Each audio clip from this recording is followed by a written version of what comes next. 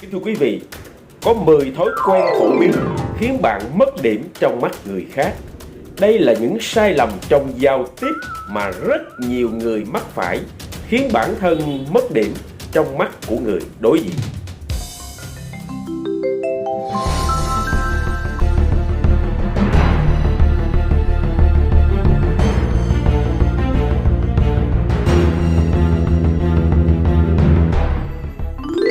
Và sau đây, 10 khuyết điểm mà chúng ta thường hay mắc phải trong giao tiếp. 1. Giới thiệu bản thân một cách rụt rè, thiếu tự tin. Để tạo thiện cảm với người đối diện, ấn tượng ban đầu là điều rất quan trọng. Nhiều người vì cảm giác ngại ngùng, lo lắng khi đứng trước những người mình không quen, nên không giữ được sự tự tin mà rất rụt rè, nói ngập ngừng. Thay vì vậy, hãy đơn giản là nói câu "Xin chào", nở một nụ cười tươi để tạo những thiện cảm ban đầu. 2. Không giới thiệu người đi cùng mình cho người khác biết. Không ai muốn bản thân mình trở thành người vô hình trong buổi gặp mặt. Cảm giác đi cùng một người, nhưng người ấy lại trò chuyện với người khác và chẳng hề đả động gì tới bạn, thật chẳng thích thú chút nào, phải không nào? Nhớ đừng bao giờ quên sự hiện diện của người bên cạnh mình. Nếu bạn đi cùng người khác tới buổi tiệc, hãy giới thiệu họ với những người bạn đang gặp mặt. 3. Quên tên người khác. Nhiều người sẽ đưa ra những lý do để biện minh cho việc này, như là vì trí nhớ kém, vì cái tên nó khó nhớ, vì tên không phổ biến, vân vân. Tuy nhiên, những lý do này đều không giúp đối phương cảm thấy khá hơn, bởi vì đối tác khách hàng sẽ không bao giờ quan tâm đến lý do của bạn. Khi gặp ai đó và bắt đầu cuộc trò chuyện, hãy cố nhớ tên ngay khi người kia giới thiệu với các thông tin cơ bản.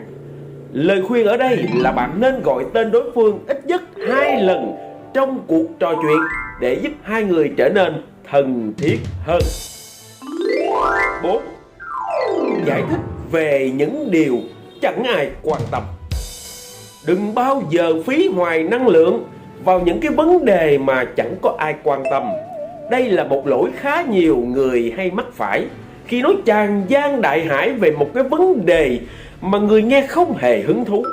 Một người chỉ thích nằm nghe nhạc sẽ không thích thú khi phải nghe bạn thao thao bất tuyệt về chế độ tập luyện dinh dưỡng cần thiết cho một vận động viên. Một cô nàng độc thân cũng sẽ cảm thấy lạc lõng giữa những câu chuyện dài bất tận về cách nuôi nấng, chăm sóc con. Hãy lựa chọn chủ đề mà mọi người cùng biết để cuộc trò chuyện trở nên sôi nổi hơn. 5. Chỉ nói về bản thân mình. Chúng ta thường thích thú khi nói về bản thân mình. Song hãy tưởng tượng xem, nếu trong cuộc trò chuyện mà người đối diện chỉ nói về bản thân họ, bạn sẽ cảm thấy thế nào?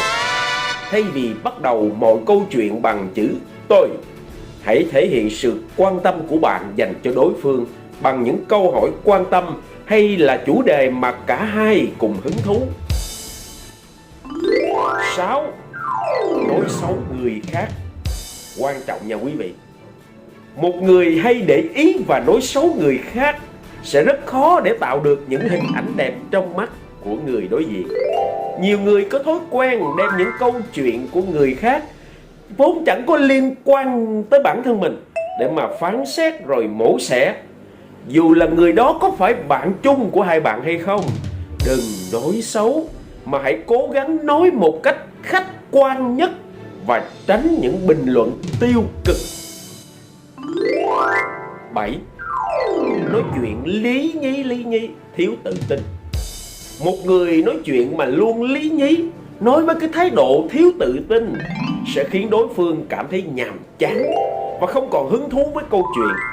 Dù đó là câu nói gì, một câu hỏi hay là một lời cảm ơn, hãy cố gắng nhìn vào mắt người đối diện và nói thật rõ ràng.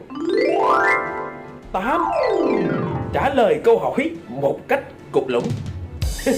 Đừng bao giờ chỉ trả lời câu hỏi của người khác bằng 1-2 từ cụt lũng.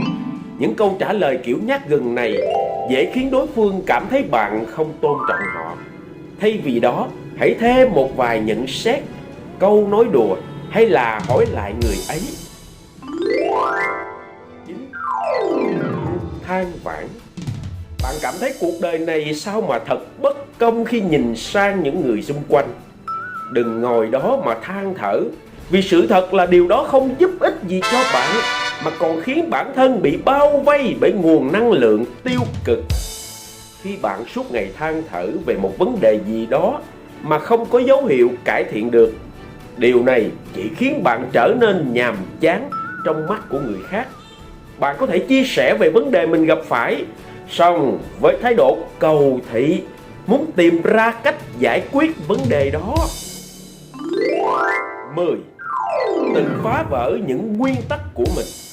Nếu bạn nói một đằng, làm một nẻo, không có chính kiến, thì người khác sẽ khó lòng mà đặt niềm tin vào bạn.